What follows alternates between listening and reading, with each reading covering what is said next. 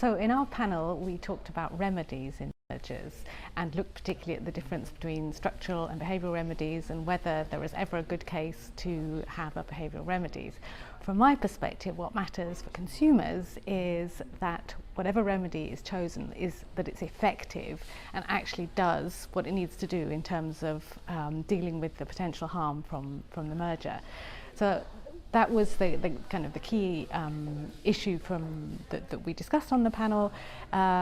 We discussed that behavioural remedies should be possible in some circumstances, but preference should generally go to structural remedies because they're most likely to be the effective type of remedy in most cases. We looked at whether it depended on sectors or not, and I think the overall conclusion was more that it really depends on a case-by-case analysis as to what can be effective.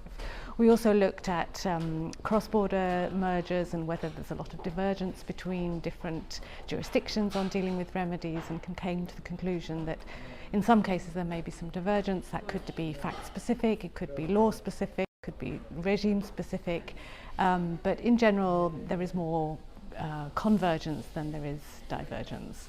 But it's nevertheless an area that should be worked on more in terms of making sure that we get the right remedies.